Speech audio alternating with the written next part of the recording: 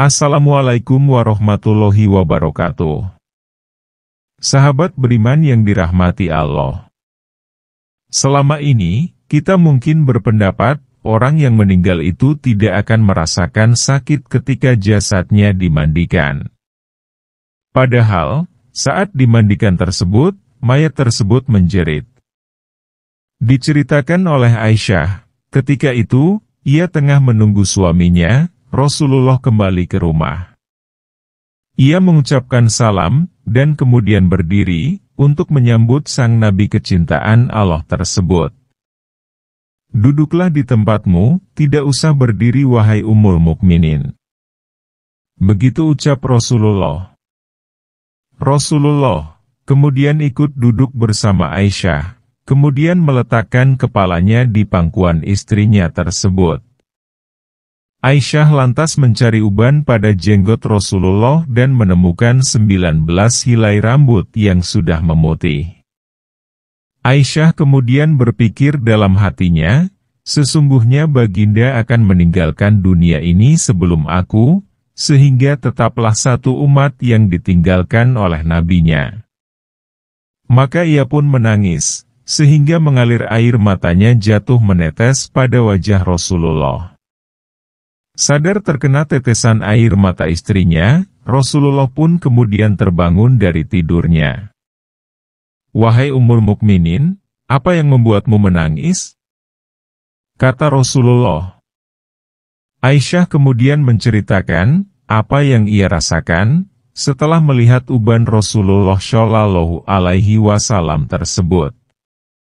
Tahukah kamu, kondisi apakah yang paling menyusahkan bagi si mayit? Kata Rasulullah, tidak ada kondisi yang paling menyusahkan atas diri mayit, dari saat keluar dari rumahnya, anak-anak yang ditinggalkan berada di belakangnya, serta menangisinya. Kata Rasulullah, itu memang menyakitkan, tapi masih ada lagi yang lebih pedih dari itu, sahut Rasulullah.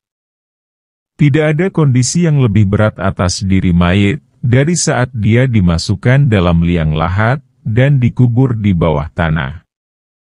Para kerabat, anak dan istrinya, meninggalkannya pulang. Setelah itu, datanglah malaikat Mungkar dan Nangkir dalam kuburnya. Ujar Aisyah. Baginda kemudian tersenyum simpul mendengar jawaban istrinya ini, beliau lantas menjelaskan, bahwa sesungguhnya saat yang paling berat bagi mayit adalah ketika datangnya tukang memandikan mayit. Pemandi jenazah biasanya akan melepaskan cincin yang dipakai si mayit, melepaskan pakaiannya, kemudian memandikannya. Saat itu, roh akan menjerit kuat di mana suaranya dapat didengar oleh seluruh makhluk, kecuali jin dan manusia. Apa yang diserukan oleh roh itu? Ya Rasulullah? Tanya Aisyah. Hai tukang memandikan, demi Allah aku memohon kepadamu agar engkau mencopot pakaianku dengan pelan-pelan, karena sesungguhnya saat ini aku sedang istirahat, dari sakitnya pencabutan nyawa dari malaikat maut. Begitu ungkap Rasulullah. Aisyah kemudian semakin penasaran, lalu apa yang diserukan lagi oleh roh? Tanya Aisyah lagi. Hai tukang memandikan, demi Allah jangan engkau tuangkan air panas, jangan engkau gunakan air panas, dan jangan pula air dingin. Sesungguhnya jasadku telah terbakar sebab dicabutnya nyawaku. Kata Rasulullah. Lalu ketika dimandikan, apa yang diserukan oleh roh itu? Tanya Aisyah lagi. Dan ketika dimandikan, roh itu berkata, demi Allah hai tukang memandikan, janganlah engkau pegang diriku terlalu kuat, sesungguhnya jasadku masih terluka, karena keluarnya nyawa. Tutur Rasulullah Shallallahu Alaihi Wasallam. Sahabat beriman yang dirahmati Allah. Itulah sakit yang dirasakan oleh mayit.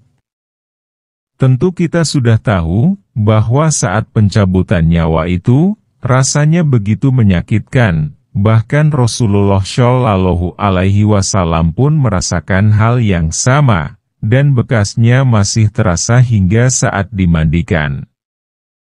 Jadi, bagi Anda yang suka memandikan jenazah, dengarlah jeritan roh. Wallahu a'lam bishawab. Demikian yang bisa saya sampaikan, semoga bermanfaat.